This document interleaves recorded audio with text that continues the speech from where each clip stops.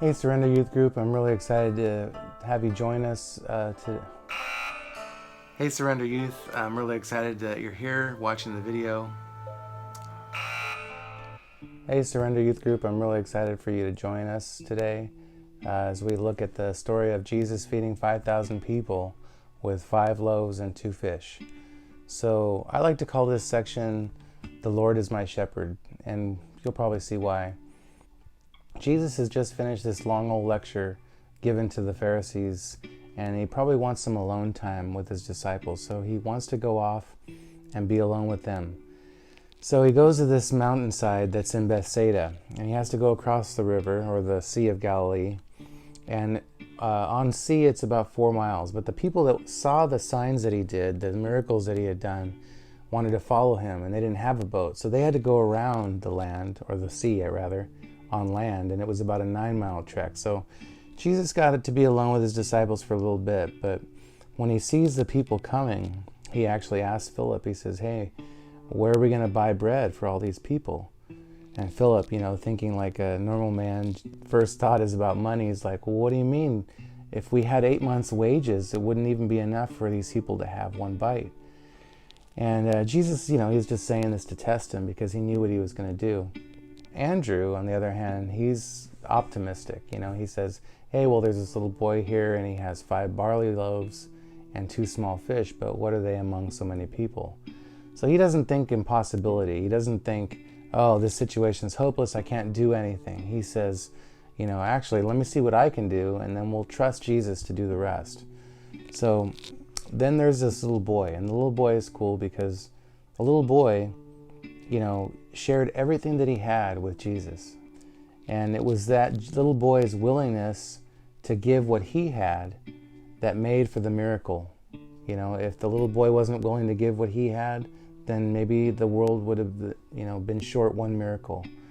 And maybe that's a lesson for us. If we don't give Jesus what we have, maybe we're denying the world of a miracle as well. So then, it says that all the people ate as much as they wanted.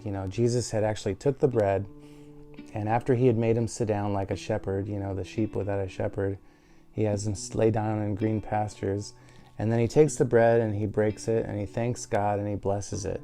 And this is very much like a father would, in his household. It said that it was near the time of Passover. But he takes the bread and he breaks it, blesses it, and thanks God for it. And then he distributes it to the people. He gives it to his disciples, and his disciples give it to the people. And it says that everybody ate as much as they wanted. And they were all full. And then Jesus says, "Hey, don't waste anything, go pick up those leftovers so that nothing can be wasted." And that's an important thing to remember too, is that Jesus doesn't want us to waste what he's given. So they get this leftovers, and there's 12 full baskets. So each disciple has this basket full of leftovers now. Then all of a sudden, seeing this miraculous sign, the crowd starts to awaken to the fact that Jesus is this person that Moses wrote about. The Pharisees didn't get it, but these people did. This crowd that saw this miraculous feeding actually are starting to see that Jesus is the Messiah, that promised one that can make something out of nothing. He's doing all these things that only God can do in the Bible. And he's feeding these people like God fed the people manna in the desert, I don't know, I just see Jesus is being so humble here. He sees that the people are actually ready to take him by force and make him the king. And he doesn't want that. It's not his time. He doesn't want the praise of men or the crown of men. He wants to please God his Father, and he's waiting for God's crown on his head. He knows where he's going. The one thing I see too about, they wanted to make Jesus king because he had done something for them. He had blessed them. He had provided for them through a miracle. People saw Jesus' power and thought, well, maybe he can rule, maybe he can conquer, maybe he can drive out the Romans, maybe that's the Messiah that we want. But that's not what Jesus wanted. And I think sometimes we can fall victim to the same thinking. We want Jesus as our king when everything's going good and we're getting blessings and we're getting the gifts. But when a hard change is asked of us, or maybe we're asked to give up something that we desire and that doesn't please the Lord, I think a lot of times we're willing to reject the cross at those times. The same crowd that's yelling, that maybe wants to make him king now, is probably the same crowd later that's going to yell out, crucify him. You see, we want the blessings, but we don't want the cross. So another thing that I see, like I said earlier, was the disciples' part in the miracle.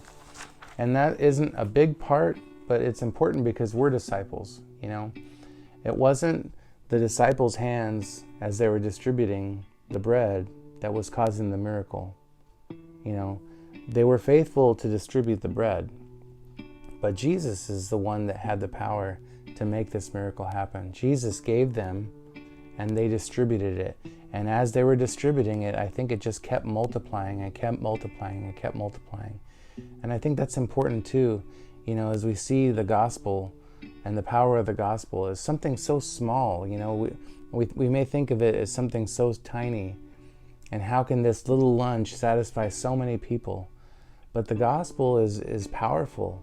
It might be foolishness to those who are perishing, but to those of us that are being saved, it's the power of God. It's very powerful. The story of Jesus' cross, his blood and his righteousness, his substitution, his resurrection from the dead, all these things are powerful.